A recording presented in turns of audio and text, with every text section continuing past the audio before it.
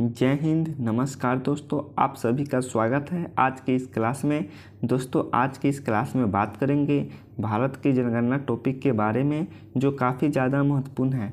इस टॉपिक से हर एग्ज़ाम में 1 से 2 क्वेश्चन पूछे ही जाते हैं, तो इसलिए एग्ज़ाम के दृष्टिकोण से यह टॉपिक काफ़ी ज़्यादा महत्वपूर्ण हो जाती है। इस टॉपिक को हम लोग 2 पार्ट में करेंगे। आज इसका फर्स्ट पार्ट है और नेक्स्ट क्लास में हम लोग इसका अगला पार्ट को डिस्कस करेंगे। तो चलिए दोस्तों, शुरू करते हैं आज का पहला क्वेश्चन।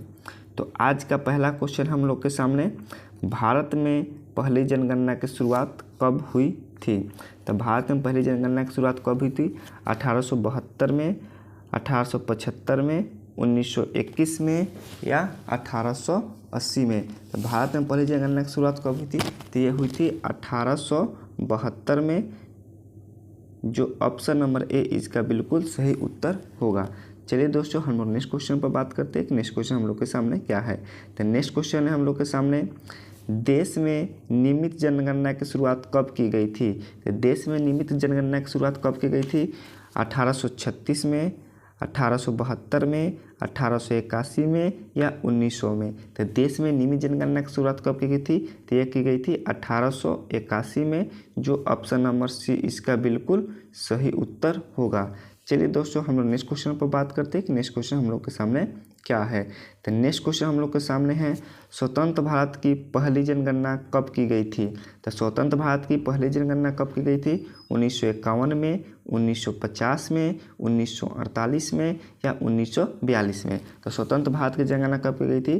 तो यह की गई थी 1951 में, जो ऑप्शन नंबर ए इसका बिल्कुल सही उत्तर होगा। चलिए दोस्तों, हम लोग नेक्स्ट क्वेश्चन पर बात करते हैं कि नेक्स्ट क्वेश्चन हम लोग के सामने क्या है। तो नेक्स्ट क्वेश्चन हम लोग के सामने है, जनगणना का महान विभाजक वर्ष किस वर्ष को माना जाता है? तो जनगणना का महान विभाजक वर्ष किस वर्ष को माना जाता है? 1917 को, 1919 को या 1921 को या 1925 को? तो जनगणना का महान विभाजक वर्ष किस वर्ष को माना जाता है? तो यह माना जाता है 1921 को, जो ऑप्शन नंबर सी इसका बिल्कुल सही उत्तर होगा। चलिए दोस्तों, हम लोग नेक्स्ट क्वेश्चन पर बात करते हैं कि नेक्स्ट क्वेश्चन हम लोग के सामने क्या है। तो नेक्स्ट क्वेश्चन हम लोग के सामने है, जनगणना का लघु विभाजक वर्ष किस वर्ष को माना जाता है? तो जनगणना का लघु विभाजक वर्ष किस वर्ष को माना जाता है?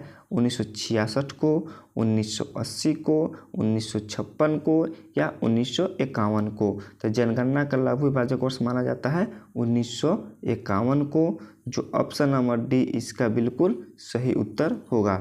चलिए दोस्तों, हम लोग नेक्स्ट क्वेश्चन पर बात करते हैं कि नेक्स्ट क्वेश्चन हम लोग के सामने क्या है। तो नेक्स्ट क्वेश्चन हम लोग के सामने है, जनगणना से संबंधित अनुच्छेद कौन से है? तो जनगणना से संबंधित अनुच्छेद कौन से है? अनुच्छेद 363, अनुच्छेद 246, अनुच्छेद 301 या अनुच्छेद 242? तो जनगणना से संबंधित अनुच्छेद कौन है? तो ये है अनुच्छेद 246, जो ऑप्शन नंबर बी इसका बिल्कुल सही उत्तर होगा। चलिए दोस्तों, हम लोग नेक्स्ट क्वेश्चन पर बात करते हैं कि नेक्स्ट क्वेश्चन हम लोग के सामने क्या है। तो नेक्स्ट क्वेश्चन हम लोग के सामने है, 2011 के जनगणना आयुक्त कौन थे? तो 2011 के जनगणना आयुक्त कौन थे? तो ये थे कौन? सी चंद्रमौली या डॉक्टर राजेंद्र सिंह या डॉक्टर NK रॉय या डॉक्टर उदय कुमार? 2011 के जनगणना आयुक्त कौन थे? तो ये थे सी चंद्रमौली, जो ऑप्शन नंबर ए इसका बिल्कुल सही उत्तर होगा। चलिए दोस्तों, हम लोग नेक्स्ट क्वेश्चन पर बात करते हैं कि नेक्स्ट क्वेश्चन हम लोग के सामने क्या है। तो नेक्स्ट क्वेश्चन हम लोग के सामने, भारत में पहली बार जाति आधारित जनगणना किस वर्ष की गई थी? तो भारत में पहली बार जाति आधारित जनगणना कब की गई थी? 1930 में, 1940 में, 1931 में या 1942 में? तो भारत में पहली बार जाति आधारित जनगणना 1931 में की गई थी, जो ऑप्शन नंबर सी इसका बिल्कुल सही उत्तर होगा। चलिए दोस्तों, हम लोग नेक्स्ट क्वेश्चन पर बात करते हैं कि नेक्स्ट क्वेश्चन हम लोग के सामने क्या है। तो नेक्स्ट क्वेश्चन है हम लोग के सामने, विश्व जनसंख्या दिवस किस तिथि को मनाई जाती है? तो विश्व जनसंख्या दिवस किस तिथि को मनाई जाती है? 12 जुलाई, 11 जुलाई, 11 दिसंबर या 4 जून? तो विश्व जनसंख्या दिवस कब मनाया जाता है? तो ये मनाया जाता है 11 जुलाई, जो ऑप्शन नंबर बी इसका बिल्कुल सही उत्तर होगा। चलिए दोस्तों हम लोग नेक्स्ट क्वेश्चन पर बात करते हैं कि नेक्स्ट क्वेश्चन हम लोग के सामने क्या है।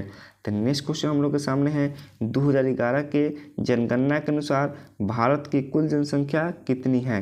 तो 2011 के जनगणना के अनुसार भारत की कुल जनसंख्या कितनी है, 121.08 करोड़ या 125.38 करोड़ या 140 करोड़ या 132.08 करोड़। तो 2011 के जनगणना के अनुसार भारत की कुल जनसंख्या कितनी है, तो यह है 121.08 करोड़, जो ऑप्शन नंबर ए इसका बिल्कुल सही उत्तर होगा। चलिए दोस्तों हम नेक्स्ट क्वेश्चन पर बात करते हैं कि नेक्स्ट क्वेश्चन हम लोग के सामने क्या है। तो नेक्स्ट क्वेश्चन हम लोग के सामने है विश्व जनसंख्या का कितना प्रतिशत भाग भारत में निवास करती है। तो विश्व जनसंख्या का कितना प्रतिशत भाग भारत में निवास करती है, 20.5%, 12.5%, 17.5% या 23%। तो विश्व जनसंख्या का कितना परसेंट भाग भारत में निवास करती है, तो ये करती है 17.5%, जो ऑप्शन नंबर सी इसका बिल्कुल सही उत्तर होगा। चलिए दोस्तों हम लोग नेक्स्ट क्वेश्चन पर बात करते हैं कि नेक्स्ट क्वेश्चन हम लोग के सामने क्या है। तो नेक्स्ट क्वेश्चन है भारत में 2011 के जनगणना के अनुसार पुरुषों की जनसंख्या कितनी है। तो पुरुषों की जनसंख्या कितनी है, तो 2011 के जनगणना के अनुसार पुरुषों की जनसंख्या कितनी है, 60 करोड़, 32 करोड़, 58.75 करोड़, 75.50 करोड़ या 62.32 करोड़। तो भारत के 2011 के जनगणना के अनुसार जनसंख्या पुरुषों की जनसंख्या कितनी है, ये है 62.32 करोड़, जो ऑप्शन नंबर डी इसका बिल्कुल सही उत्तर होगा। चलिए दोस्तों हम लोग नेक्स्ट क्वेश्चन पर बात करते हैं कि नेक्स्ट क्वेश्चन हम लोग के सामने क्या है। तो नेक्स्ट क्वेश्चन हम लोग के सामने है भारत में 2011 के जनगणना के अनुसार महिलाओं की जनसंख्या कितनी है। तो महिलाओं की जनसंख्या कितनी है, 58.78 करोड़, 32.5 करोड़ या 50.50 करोड़ या 47.85 करोड़। तब भारत में 2011 के जनगणना के अनुसार महिलाओं की जनसंख्या कितनी है, तो ये है 58.75 करोड़, जो ऑप्शन नंबर ए इसका बिल्कुल सही उत्तर होगा। चलिए दोस्तों हम लोग नेक्स्ट क्वेश्चन पर बात करते हैं कि नेक्स्ट क्वेश्चन हम लोग के सामने क्या है। तो नेक्स्ट क्वेश्चन हम लोग के सामने है 2011 के जनगणना के अनुसार भारत की कुल साक्षरता दर कितनी है। तो 85%, 73%, 60% या 75%। तो 2011 के जनगणना के अनुसार भारत की कुल साक्षरता दर कितनी है, तो ये है 73%, जो ऑप्शन नंबर बी इसका बिल्कुल सही उत्तर होगा। चलिए दोस्तों हम नेक्स्ट क्वेश्चन पर बात करते हैं कि नेक्स्ट क्वेश्चन हम लोग के सामने क्या है। तो नेक्स्ट क्वेश्चन हम लोग के सामने 2011 के जनगणना के अनुसार भारत में पुरुषों की कुल साक्षरता दर कितनी है। तो 2011 के जनगणना के अनुसार भारत में पुरुषों की कुल साक्षरता दर कितनी है, 95%, 80.2% या 80.9% या 72.5%। तो 2011 के जनगणना के अनुसार भारत की पुरुषों की कुल साक्षरता दर कितने हैं, तो यह 80.9%, जो ऑप्शन नंबर सी इसका बिल्कुल सही उत्तर होगा। चलिए दोस्तों हम लोग नेक्स्ट क्वेश्चन पर बात करते हैं कि नेक्स्ट क्वेश्चन हम लोग के सामने क्या है। तो नेक्स्ट क्वेश्चन हम लोग के सामने है 2011 के जनगणना के अनुसार भारत में महिलाओं की कुल साक्षरता दर कितनी है। तो 2011 के जनगणना के अनुसार भारत में महिलाओं की साक्षरता दर कितनी है, तो ये है 64.6%, 59.5%, 72.32% या 47.50%। तो 2011 के जनगणना के अनुसार भारत में महिलाओं की साक्षरता दर कितनी है, तो ये है 64.6%, जो ऑप्शन नंबर ए इसका बिल्कुल सही उत्तर होगा। चलिए दोस्तों हम लोग नेक्स्ट क्वेश्चन पर बात करते हैं कि नेक्स्ट क्वेश्चन हम लोग के सामने क्या है। तो नेक्स्ट क्वेश्चन हम लोग के सामने है 2011 के जनगणना के अनुसार प्रति 1000 पुरुषों पर कितनी महिलाएं हैं। तो 2011 के जनगणना के अनुसार प्रति 1000 पुरुषों पर कितनी महिलाएं हैं, 843, 953, 943 या 1082। तो 2011 के जनगणना के अनुसार प्रति 1000 पुरुषों पर 943 महिलाएं हैं, जो ऑप्शन नंबर सी इसका बिल्कुल सही उत्तर होगा। चलिए दोस्तों हम लोग नेक्स्ट क्वेश्चन पर बात करते हैं कि नेक्स्ट क्वेश्चन हम लोग के सामने क्या है। तो नेक्स्ट क्वेश्चन हम लोग के सामने है 2011 के जनगणना के अनुसार शिशु लिंगानुपात कितनी है। ये 2011 के जनगणना के अनुसार शिक्षा लिंगानुपात कितनी है, 843, 921 या 1000 या 919। तो 2011 के जनगणना के अनुसार शिशु लिंगानुपात कितना है, तो ये है 919, जो ऑप्शन नंबर डी इसका बिल्कुल सही उत्तर होगा। ये क्वेश्चन बहुत ज़्यादा इम्पोर्टेंट है, ये ऐसा कोई एग्जाम नहीं है जिस एग्जाम में ये क्वेश्चन नहीं पूछा गया, तो इस क्वेश्चन को आप लोग ध्यान में जरूर रखिएगा। चलिए दोस्तों, हम लोग नेक्स्ट क्वेश्चन को देखते हैं। तो नेक्स्ट क्वेश्चन है हम लोग के सामने, 2011 के जनगणना के अनुसार किस केंद्र शासित प्रदेश का लिंगानुपात सर्वाधिक है। तो 2011 के जनगणना के अनुसार किस केंद्र शासित प्रदेश का लिंगानुपात सर्वाधिक है, तो ये है पुडुचेरी का, जो ऑप्शन नंबर बी इसका बिल्कुल सही उत्तर होगा। चलिए दोस्तों, हम लोग नेक्स्ट क्वेश्चन पर बात करते हैं कि नेक्स्ट क्वेश्चन हम लोग के सामने क्या है।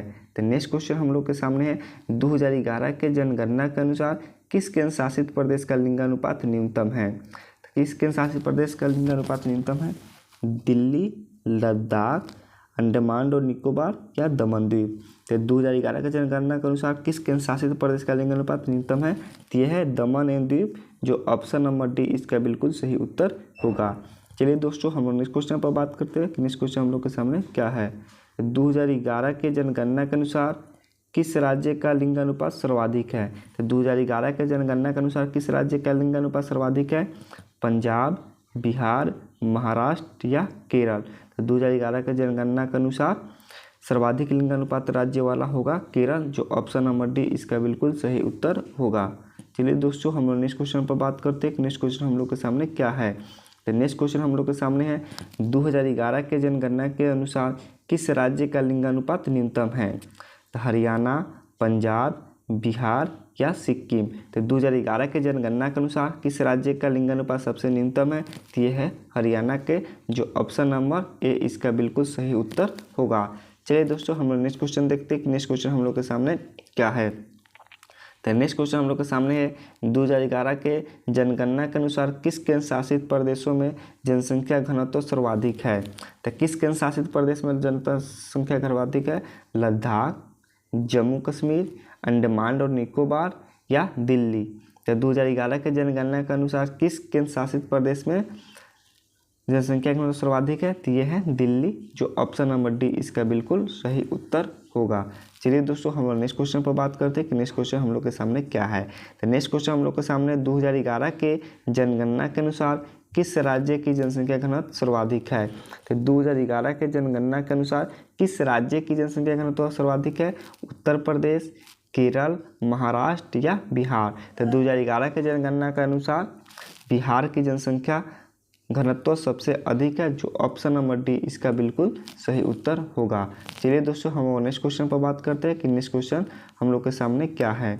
नेक्स्ट क्वेश्चन हम लोग के सामने है, 2011 के जनगणना के अनुसार किस राज्य का साक्षरता दर सर्वाधिक है, बिहार, उत्तर प्रदेश, केरल या पंजाब। तो 2011 के जनगणना के अनुसार किस राज्य का साक्षरता दर सबसे अधिक है, तो ये है ऑप्शन सी केरल, इसका सही उत्तर होगा। आप लोग बताइएगा कमेंट बॉक्स में कि 2011 के जनगणना के अनुसार किस राज्य का साक्षरता दर न्यूनतम है। न्यूनतम किस राज्य का है वो आप लोग कमेंट बॉक्स में ज़रूर बताइएगा। तो चलिए दोस्तों, आज के लिए इतना ही, मिलते हैं हम लोग नेक्स्ट क्लास में। दोस्तों, अगर वीडियो पसंद आए हो तो उसे लाइक, शेयर एंड कमेंट जरूर कर दे। अगर आप चैनल पर पहली बार आए हो तो चैनल को सब्सक्राइब कर बेल आइकन जरूर दबा दे, जिससे आगे आने वाला वीडियो का नोटिफिकेशन आपको मिलता रहे। तो चलिए दोस्तों, मिलते हैं हम लोग नेक्स्ट क्लास में। जय हिंद।